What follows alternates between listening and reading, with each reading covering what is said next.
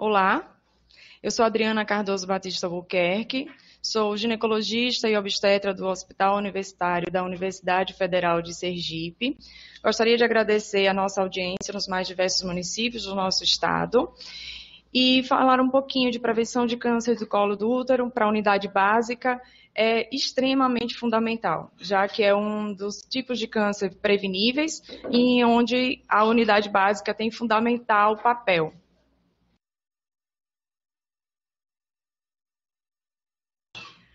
Como objetivos para minha aula, eu coloquei a incidência do câncer de colo uterino em Sergipe, no Brasil, uma vez que ainda é o quarto câncer em incidência entre as mulheres, né? Ele perde apenas para o de pele não melanoma, o de mama e o de colo. Então, tem sua grande ainda incidência, apesar de sua diminuição ao longo dos últimos anos. Vou falar um pouquinho sobre os fatores de riscos associados, pois são eles que a gente tem que visar, né, na questão da prevenção. Sem conhecê-los, a gente não tem como prevenir. E, com isso, falar um pouquinho da prevenção primária e secundária possíveis e de tão fundamental influência da atenção básica a quem me dirijo. Para entender o câncer de colo, vou precisar explicar um pouquinho sobre as lesões precursoras, são elas que vão identificar aquelas pacientes com fatores de risco de desenvolver câncer invasivo e apresentar as recomendações, né, o que dizem as diretrizes que devemos seguir do Ministério da Saúde. Bom, como eu falei, é um câncer ainda de altíssima incidência no nosso país. Nosso país é considerado em desenvolvimento, né? Um tipo de câncer que está muito associado a países em desenvolvimento, já que é prevenível e, consequentemente, depende de campanhas e ação de medidas de saúde pública e, consequentemente, a restrição dos países em desenvolvimento financeira acaba propiciando, né, uma alta incidência desse tipo de câncer. Para a gente ter uma ideia de como está o nosso panorama, em 2010 o INCA publicou 18.430 novos casos no país. Em 2018, 16.370. A gente vê uma queda realmente de incidência em cerca de 2.000 casos, mas ela ainda é incipiente do que as grandes formas de atuação, de prevenção, podem atingir em nosso país. Para termos uma ideia do nosso estado, né, foi publicado pelo professor Carlos Anselmo em 2018, em 2017, a estimativa para 2018, de 220 novos casos. Tá? Ele distribuiu essa incidência pelas regiões de saúde e a gente pode identificar que, assim como o câncer de mama, a região de Aracaju é a mais acometida. Então, quando a taxa é ajustada, né, e por 100 mil mulheres, a gente percebe que a gente, por ano, tem uma tendência de 57 novos casos a cada 100 mil mulheres na região de Aracaju, e na região de Itabaiana, é a região de saúde com menor incidência, com 28, cerca de 28 por 100 mil mulheres.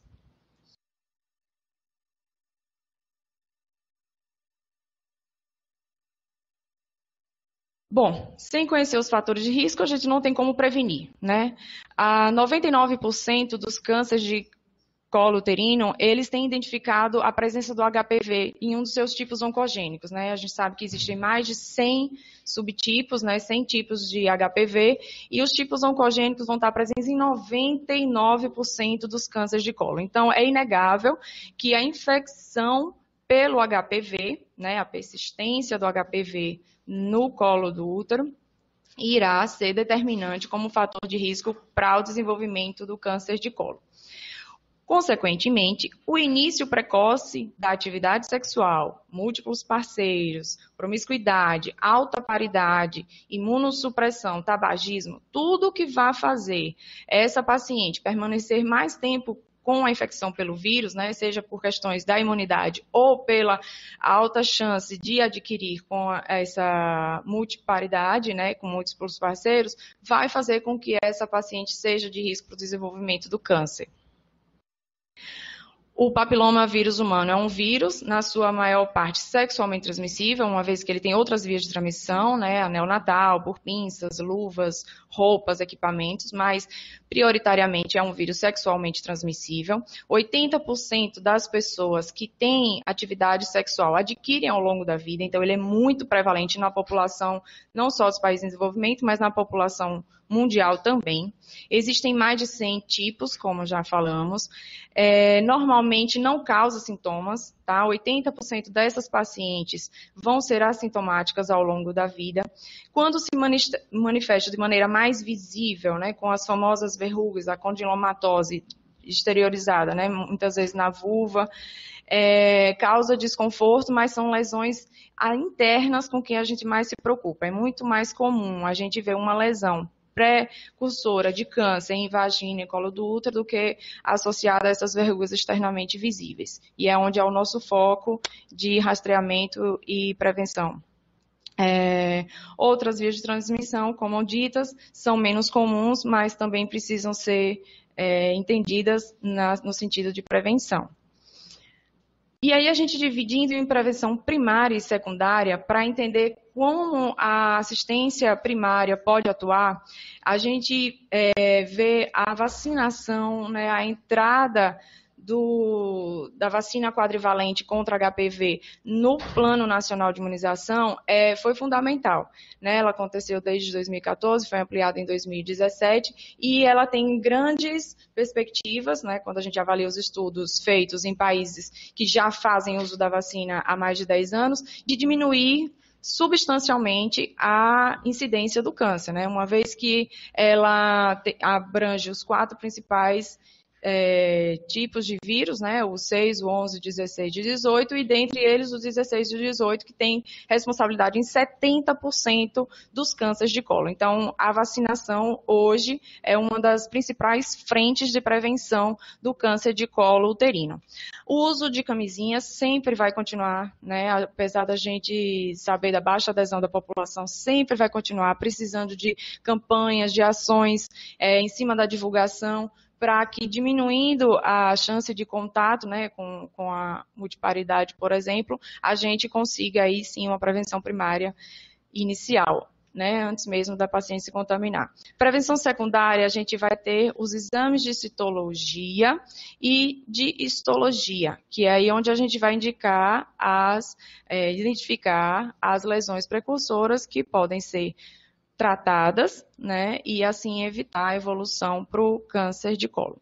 A pesquisa molecular para HPV é uma realidade, é factível, né, ajuda bastante a identificar as pacientes que são portadoras dos vírus oncogênicos, mas ela não está disponibilizada na rede pública. Então, a vacinação, ela em 2017 foi ampliada para as meninas de 9 a 14 anos, para os meninos de 11 a 14 com 2 doses. O Ministério entende que nessa faixa etária apenas 2 doses são necessárias, são suficientes para que a imunidade seja satisfatória contra os tipos de vírus, né, do HPV. Para as pacientes imunodeprimidas ou aquelas apenas portadoras de HIV, mesmo que não imunodeprimidas, também está sendo recomendada de 9 a 26 anos, só que para essa população com 3 doses, né? Inicial, com 2 meses e 6 meses após a primeira dose. A vacina protege, como falei, contra os tipos 6, 11, responsáveis por verrugas, condilomas, em 90% dos casos, né, das verrugas genitais, e o 16 e 18, que são responsáveis por 70% dos casos de câncer de colo. Então, tem uma abrangência bem satisfatória para o câncer, de 70%. A nossa expectativa pela próxima vacina que virá é a nonavalente, ela vai abranger 85% a 90% dos tipos oncogênicos de HPV, mas ela está prevista para o Brasil ainda para 2021. Né, já é usado nos Estados Unidos e em outros países, com resultados bastante satisfatórios na redução da incidência do câncer, mas ainda é para o futuro, né? A vacinação e a realização dos exames preventivos se completam, então aquela paciente que foi vacinada, ela não está fora do grupo de pacientes que merecem rastreio, até porque, como eu falei, dos tipos oncogênicos, apenas 2 ela está prevenida, né? Tem todos os outros que ela ainda está exposta, então não muda em nada a periodicidade do rastreio das pacientes que já foram vacinadas.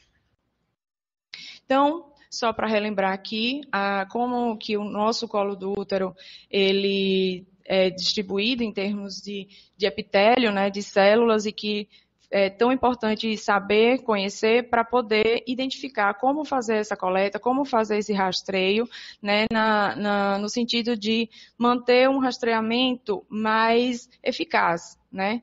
A gente consegue observar que no orifício aqui externo do colo, né, ele tem uma entrada que a gente chama de orifício externo, pode conter, justo a esse orifício, uma região bem delimitada, que é essa linhazinha, aqui a gente chama de junção escamo-colunar, ou não, essa linha pode estar mais externamente a essa entrada do orifício. Tá? Então, a gente consegue identificar nessa foto que a junção escamo-colunar, né, que está bem delimitada, ela está mais externa, né?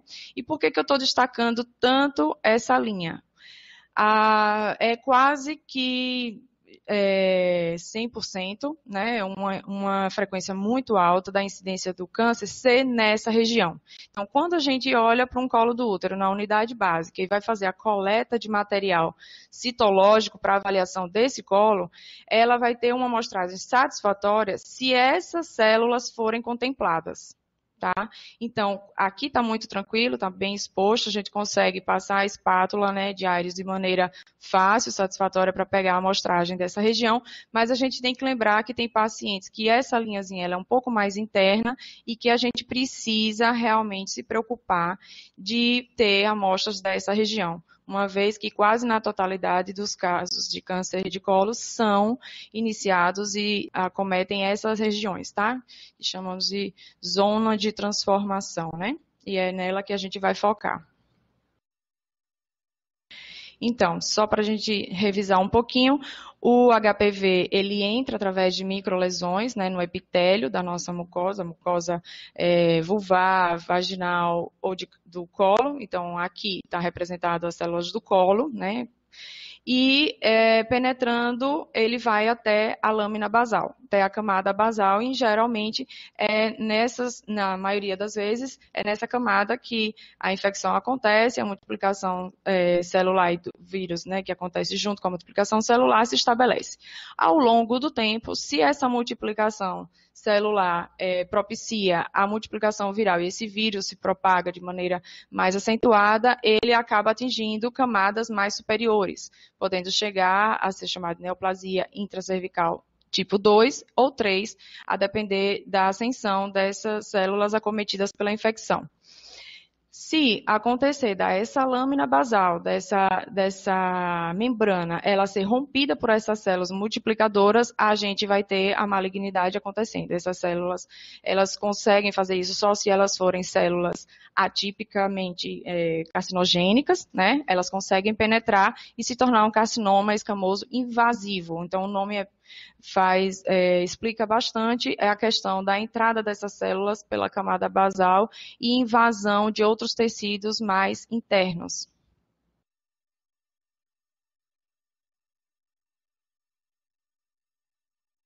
Bom, como o Thaís já mencionou, o rastreio nada mais é do que a busca de identificar os indivíduos que ainda não estão doentes, né, que ainda não apresentam sintomas, mas que têm fatores de risco ou a doença oculta, né, em desenvolvimento. Tá? Essa identificação, para o caso do câncer de colo, ela é fundamental, porque já que ele é um câncer prevenível, né, com as suas lesões precursoras, a gente consegue aí reduzir bastante se a gente tiver um rastreio muito bem desenhado, né, e a unidade básica entra aí fundamentalmente nesse papel. Então, segundo as recomendações do Ministério, o método de rastreio escolhido, né, no Brasil é o exame citopatológico, tá? Os 2 primeiros devem ser realizados com intervalos de 1 ano, se negativos, a cada 3. O início da coleta acontece apenas aos 25 anos e nas pacientes que iniciaram vida sexual, certo? Por quê? Abaixo dessa idade já é consenso mundial, não só estudos nacionais observaram, mas é consenso de que essas pacientes têm uma imunidade suficiente para que essas infecções sejam transitórias, ou seja, ela entra em contato com HPV, elas fazem até neoplasias intraepiteliais iniciais, NIC1, NIC2, mas ela tem uma imunidade inata, né, da condição, quando são imunocompetentes, de debelar a infecção e ficar sem lesões. Então, o rastreio dessas pacientes abaixo de 25 anos só gerariam superdiagnósticos, né, supervalorização de lesões iniciais que se autorresolveriam e acabaria também gerando supertratamento. Então, pacientes se submetem a tratamentos com exéreas, né, daquela zona de transformação que a gente viu ali, muitas vezes com repercussões de riscos obstétricos futuros, sem necessidade, uma vez que essas lesões tendem a se resolver espontaneamente. Então, os exames devem ser suspensos aos 64 anos, se a paciente não tiver nenhuma história de doença, ou 2 exames negativos em caso de doença, né, se ela teve algum histórico de doença pré-invasiva ou até invasiva, mas com 2 exames negativos consecutivos nos últimos 5 anos, ela, a partir dos 64, pode ser retirada do rastreio. As maiores de 64 anos que nunca se submeteram ao exame, elas devem realizar 2, com intervalo de 1 a 3 anos, e se negativos, só então poderão ser dispensadas para novos exames. Situações especiais são com relação a gestantes, né? Uma dúvida muito frequente, não só das pacientes, mas dos profissionais de saúde que a gente observa em consultório, é com relação à coleta, né, citológica de material dos colos das gestantes. Ela é necessária, não é só que ela é possível não, tá? Ela é recomendada, é uma oportunidade de rastreio, a paciente está procurando, na época do pré-natal, assistência à saúde, é um momento que a gente tem de coletar material dessas pacientes. Agora, elas seguem a periodicidade, a faixa etária, né, recomendada para as demais. Então, da mesma forma, somente acima dos 25 anos elas começam a participar das coletas de material citológico para rastreio. As pós-menopausa, né, as pacientes que já tiveram a sua menopausa, entram normalmente com relação às orientações das demais mulheres. Se necessário e for percebido que a mucosa vaginal ela está muito atrófica, muito ressecada, essa coleta desse material ela fica prejudicada, né, do material citológico, então é interessante que o médico da UBS, o próprio médico da unidade, prescreva a esterilização tópica, né, antes da coleta, para que a gente não tenha aí falsos positivos ou exames com material escasso, citológico, que vai prejudicar a avaliação desse esfregaço. Mulheres sem história de atividade sexual, né, não devem ser submetidas ao rastreamento, tá? Os cânceres não associados ao HPV, eles são muito raros e não justificam que essas pacientes passem por exames de rastreio. Outras situações especiais são aquelas pacientes esterectomizadas, né? Se essa esterectomia ela aconteceu por lesões benignas, né, miomatose, sangramentos, não justifica que ela continue, né, fazendo rastreamento, tá? Essas pacientes podem ser liberadas se tiverem 2 últimos exames negativos para lesões cervicais de alto grau. Tá?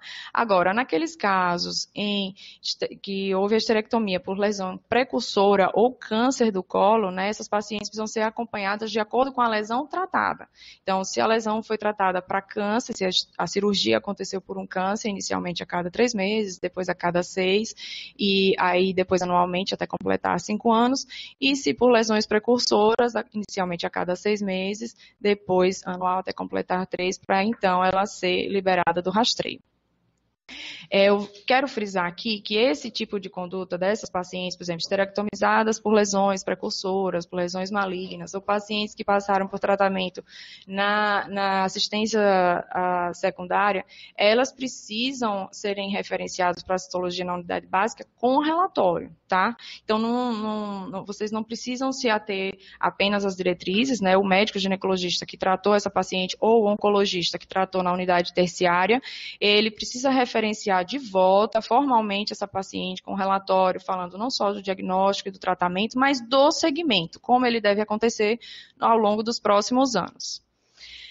Outro caso especial é daquelas pacientes com imunossupressão, né, em uso de corticoide crônico ou que estão imunodeprimidas pelo HIV, ou ainda aquelas pacientes que têm algum problema de base que precise estar usando algum tipo de imunossupressor, aquelas que foram transplantadas, né, entram nesse grupo. Então, o exame citopatológico deve ser realizado nesse grupo após o início da atividade sexual. Então, vejam bem que ele não espera os 25 anos. Tá?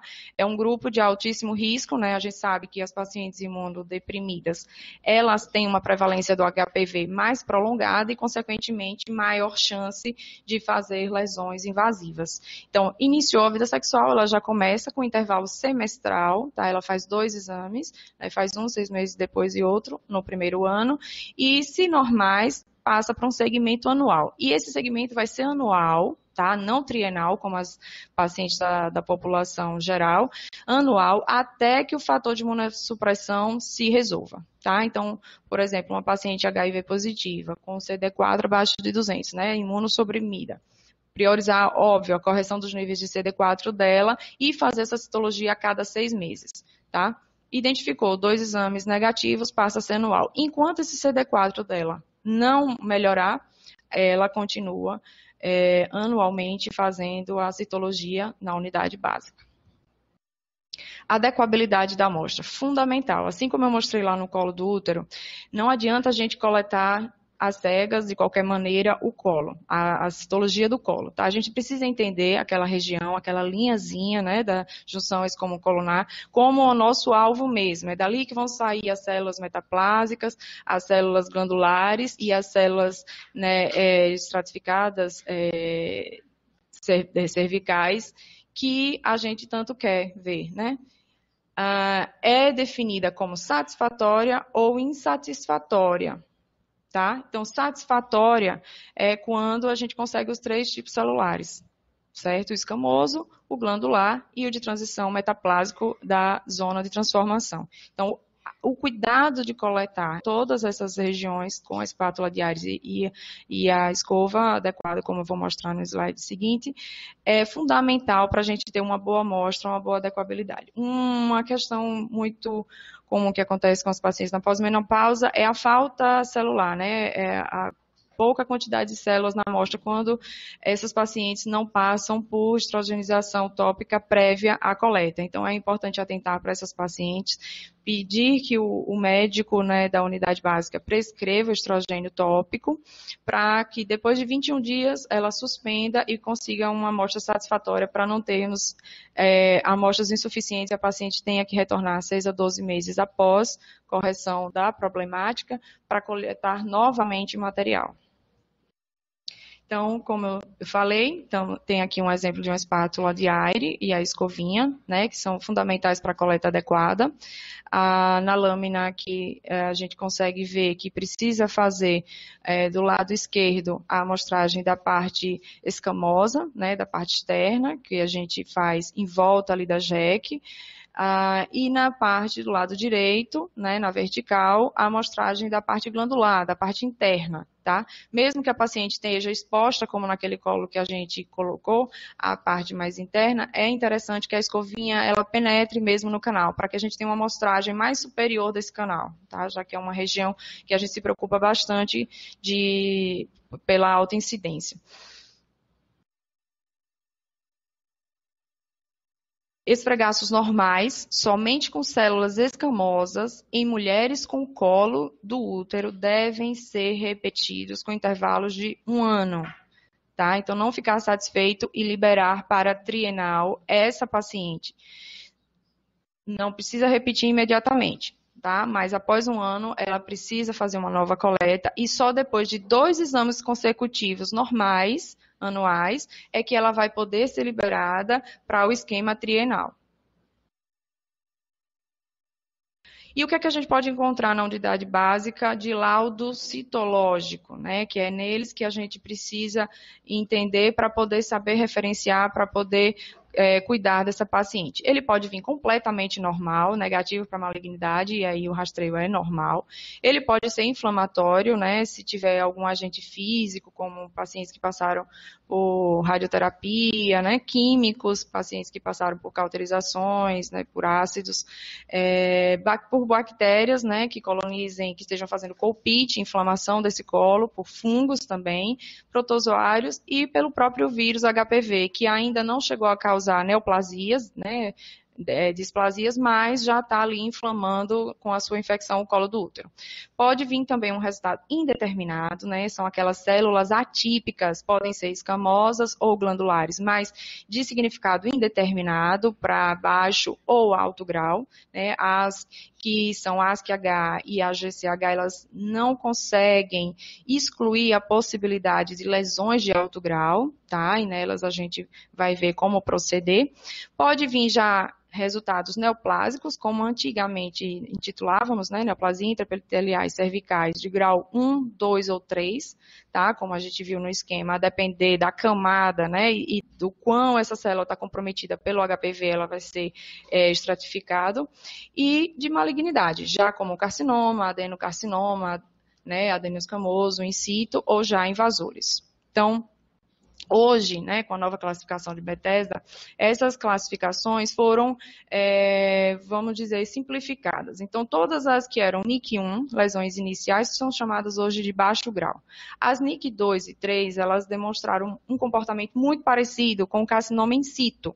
Então, por isso, foram unificadas em lesões intraepiteliais escamosas de alto grau. Tá? Então, a gente facilita aí a nossa classificação. Aquelas indeterminadas continuam sendo classificadas como indeterminadas, né? As atípicas de células escamosas, possivelmente não neoplásicas, como ASC-US, e aquelas onde não é possível excluir lesões epiteliais de alto grau, são consideradas como ASC-H, tá? Quando as atipias são em células glandulares, né, mesmo que possivelmente neoplásicas ou impossíveis de serem afastadas, lesões epiteliais de alto grau, elas são chamadas IAGC-US e AGC-H.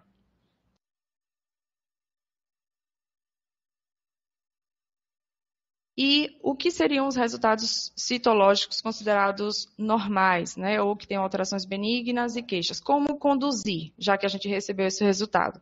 Resultado citológico dentro dos limites de normalidade é um diagnóstico completamente normal, não pode ter nenhuma alteração, tá? Então, ele vem como normal e negativo para a malignidade. Seguir rotina de rastreio citológico, conforme já foi dito. As alterações celulares benignas, reativas ou reparativas, ou ainda aquelas intituladas como metaplasia escamosa imatura, indicam apenas reparação, tá? Então, não é nada associado a lesões precursoras ou de malignidade e merecem apenas seguimento de rotina de rastreio.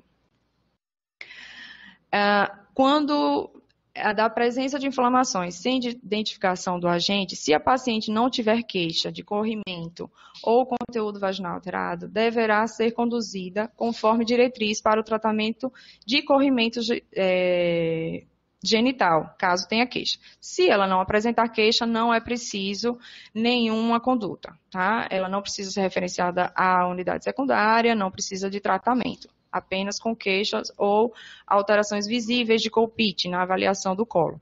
Seguir a rotina de rastreio citológico para as mulheres com resultado normal. Na ausência de queixas e evidências clínicas, não se faz nada e o exame citopatológico não deve ser utilizado para diagnóstico dos processos inflamatórios ou infecciosos vaginais. Ele não é bom nisso. Tá? O Papa Nicolau não é feito para isso, apesar da gente ter a possibilidade de identificar, né, a microflora, ele não é bom, não é utilizado com essa finalidade. Resultado indicando atrofia com inflamação. Então, aquelas pacientes, como citei, que estão na pós-menopausa, que já tem um epitélio atrófico, precisa ser corrigida essa questão da atrofia com prescrição pelo próprio médico da unidade básica, tá? De estrogênio, pode ser do tipo estriol vaginal, 1 grama por aplicador, né, todas as noites durante 21 dias, e após 5 a 7 dias da parada do uso, ela pode ter uma nova coleta. tá? Para a gente identificar, fazer realmente agora uma amostra satisfatória. Nas pacientes com história de câncer de mama ou outras indicações para o uso de estrogênio, ela precisa ser avaliada individualmente com relação à indicação. Indicando alterações decorrentes de radiação ou quimioterapia, ou seja, pacientes que foram submetidos a tratamentos prévios, né, por braquiterapia, radioterapia por câncer de colo, vagina, vulva, enfim, que tenham as lesões actínicas, né, próprias desse grupo, seguir a rotina de rastreio citológico, tá? A radioterapia ou quimioterapia prévias devem ser mencionadas na requisição do exame, tá? Até porque muitas vezes é uma amostragem, né, hiposcelular, com poucas células, e que quem estiver avaliando precisa entender que teve exposição prévia, tem algumas alterações celulares que são típicas, né, dessas consequências por esse tipo de tratamento. Achados de lactobacilos, cocos e outros bacilos são normais, tá? Eles são considerados da flora vaginal, então não merecem qualquer tipo de tratamento ou qualquer tipo de encaminhamento. Seguir a rotina de rastreio normal, tá? Porém, se a paciente apresentar corrimento, queixa de prurido, odor genital na presença dos seguintes agentes: Gardnerella, Mobilungus, Trichomonas ou Cândida, deve ser abordado conforme diretriz específica para o tratamento. Citologia com células endometriais normais, é uma grande dúvida, fora do período menstrual ou após menopausa. Se essas células endometriais, elas são normais, segundo as nossas diretrizes, não mereceriam investigação adicional, tá? Salvo se essas pacientes, né, elas tiverem história de sangramento uterino anormal ou tiverem qualquer outra possibilidade, fatores de risco para câncer de endométrio, mereceriam investigação com avaliação ultrassonográfica transvaginal ou até mesmo com esteroscopia. Mas, em geral, se essas células endometriais, elas não são atípicas, elas são normais, pelo Ministério, é seguir a rotina de rastreio citológico sem encaminhamento. Bom, e está aqui a tabela, o resumo, que é o que tem que ficar como, né, recomendação para a unidade básica. Se as pacientes ela vem com laudo citológico, mais comum de todos, 57% dos laudos citológicos alterados vão ser de ASC-US, ou seja, atipias celulares escamosas indeterminadas, né, que não dá para classificar ainda como de baixo grau. Ou de alto grau. Também tem um percentual pequeno, mas que pode estar oculto. Se elas têm menos de 25 anos e por um acaso fizeram essa citologia, né, já que não é uma população-alvo, basta repetir a citologia após 3 anos. Tá? Se essa paciente tiver entre 25 e 29 anos pelo Ministério, basta repetir após 1 ano para confirmar ou não a indeterminação do material citológico. Se acima de 30, já repete com 6 meses, tá?